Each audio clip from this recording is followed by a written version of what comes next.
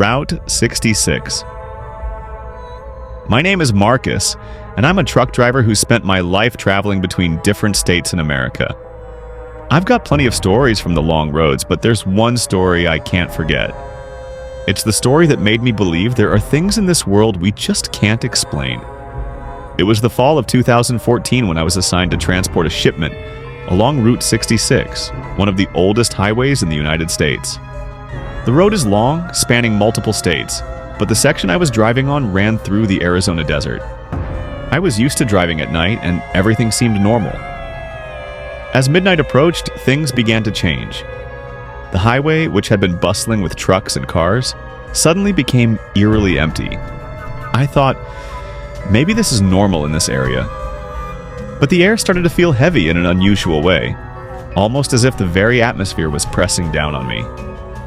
While driving, a faint light caught my attention in the distance. I thought it might be a rest stop or an old house, but the closer I got, the more it seemed like the light was coming from the middle of the road. I slowed down, not wanting to hit anything.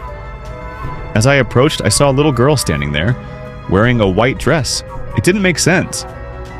How could a child be standing alone in the middle of the desert? I slowed my truck and stopped a few meters away. I rolled down my window and called out, "Are you okay? Do you need help?" She didn't respond. She just stood there, staring at me.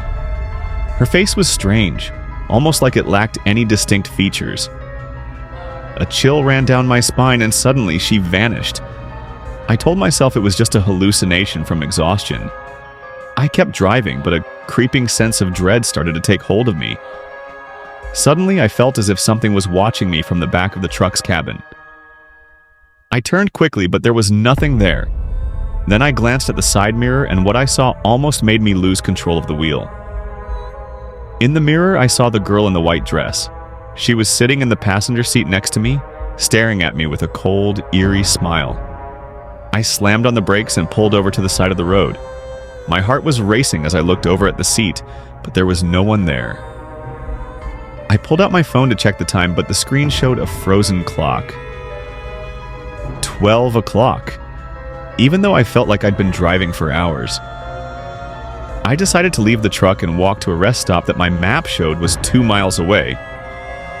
But as I walked, I noticed the truck's headlights flickering behind me, as if someone was inside turning them on and off. When I turned around, I saw her again.